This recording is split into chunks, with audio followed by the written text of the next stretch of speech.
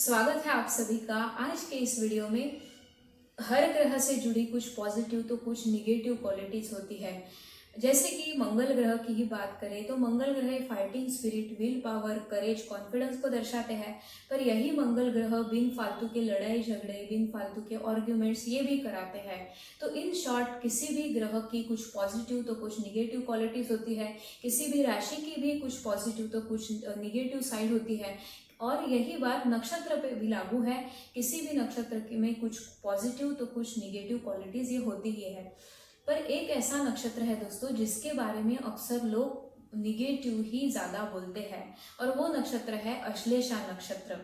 अभी इसके बारे में निगेटिव ही ज़्यादातर बार बोला जाता है, और इसलिए मैंने सोचा कि आज हम लोग अश्लेषा नक्षत्र के बारे में सिर्फ पॉजिटिव ही बातें करेंगे। यानी कि जो अश्लेषा नक्षत्र की पॉजिटिव साइड है वही आज हम लोग इस वीडियो में जानेंगे। तो हमारे जो पूर्वज थे उन्होंने बहुत ही सोच समझ के किसी भी राशि के, किसी भी नक्षत्रों के सिंबल रखे हैं। इन सिंबल को भी यदि हम लोग ध्यान से देखेंगे तो बहुत कुछ बातें हमें इन सिंबल से ही पता चल जाती है। इस नक्षत्र का जो सिंबल रखा गया है वो है एक सर्प यानी कि सांप। अभी ये जो सांप इसका सिंबल है, इसके वजह से ही डर से बहुत से लोग इसके बारे में गलत बोलते हैं। गलत विश्लेषण इस नक्षत्र के बारे में किया जाता है कि ये लोग सांप की तरह जहरीले होते हैं। कुछ लोग कहते हैं कि सांप की तरह जहर उगलने की इनकी प्रवृत्ति होती है। पर ये बातें बिल्कुल भी सच नहीं है दोस्तों, क्योंकि इस नक्षत्र का जो गुण है, यदि हमने इस नक्षत्र के गुण को ध्यान से देखा तो वो गुण है सात्विक गुण।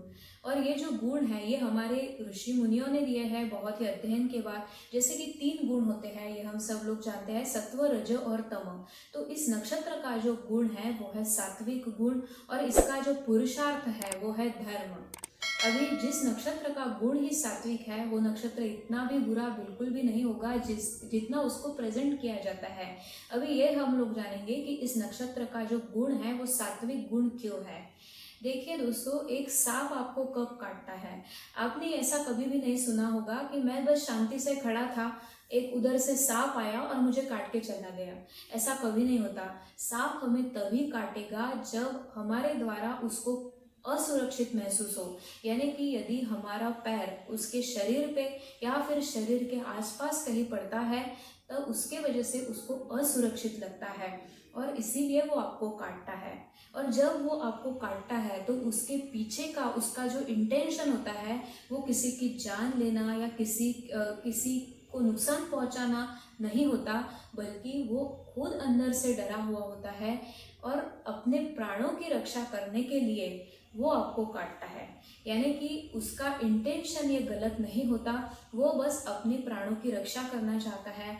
और अपने प्राणों की रक्षा करना ये हर एक जीव का अधिकार है, हर एक जीव का धर्म है। तो वो तो बस अपने धर्म का पालन कर रहा होता है। और इसीलिए इस नक्षत्र को सात्विक गुण दिया गया है, क्योंकि वो खुद चल के आपके पास आके आपको काटता नहीं है, पहली बात। और उसका जो इंटेंशन होता है वो गलत नहीं होता, इसीलिए इसको सात्विक गुण, और इसका जो पुरुषार्थ है वो धर्म है। अभी जो भी अश्लेषा नक्षत्र के लोग मैंने देखे हैं मेरे लिमिटेड एक्सपीरियंस से, तो मैंने यही देखा है कि ये लोगों का जो दायरा होता है वो सीमित होता है। बहुत ज़्यादा सोशल ये लोग नहीं होते। इनके दिल के करीब बहुत ही कम लोग होते हैं, और ज़्यादातर बार ये उनके घर परिवार वाले ही होते हैं जो इनके दिल के करीब हो। और खुद से चल के ये किसी को भी नुकसान नहीं पहुंचाते। पर हाँ, यदि किसी ने उनको कुछ तकलीफ दी, दूसरे किसी के वजह से उनके जो करीबी लोग हैं उनको नुकसान पहुंचाया, तो फिर ये लोग नहीं छोड़ते, फिर ये लोग बहुत ज़्यादा डेंजरस होते हैं। पर अन्यथा खुद चल के ये किसी को कभी भी नुकसान नहीं पहुंचाते। ये अपने जीवन में व्यस्त रहते हैं, अपने जीवन में मस्त रहते हैं। ये लोग बहुत ज़्यादा डिवोटेड होते हैं, बहुत ज़्यादा समर्पित होते हैं। जो इनके दिल के करीब है इनके लिए कुछ भी कर सकते हैं, और इसका बेस्ट उदाहरण है लक्ष्मण जी। ऐसा माना जाता था कि लक्ष्मण जी ये शेषनाग के वंशज थे, और उनका जन्म भी अश्लेषा नक्षत्र पे ही हुआ था। और प्रभु श्री राम के प्रति उनका जो समर्पण है वो हम सब लोग जानते ही हैं। जब प्रभु श्री राम वनवास के लिए जा रहे थे तो उनके पीछे लक्ष्मण जी भी निकल पड़े। लक्ष्मण जी की भी शादी हो चुकी थी। उनकी जो पत्नी थी उर्मिला, वो 14 साल तक अकेली रहने वाली थी, पर उन्होंने अपने बारे में नहीं सोचा।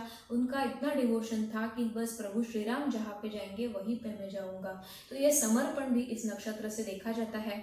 इस नक्षत्र में आध्यात्मिक ऊर्जा या भक्ति भाव भी बहुत स्ट्रांग होता है, क्योंकि जो वासुकी सर्प थे वो शिव जी के परम भक्त थे और उनकी भक्ति से प्रसन्न होकर खुद शिव जी ने उन्हें अपने गले जगह दी, अपने गले में एक आभूषण के रूप में उनको स्वीकार किया।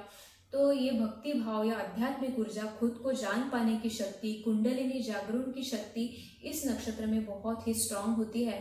तो अकल्ट रिलेटेड जो भी सब्जेक्ट्स है, जैसे कि एस्ट्रोलॉजी है, हस्तरेखा है, अंक शास्त्र है, इन सब में ये लोग बहुत अच्छा कर सकते हैं।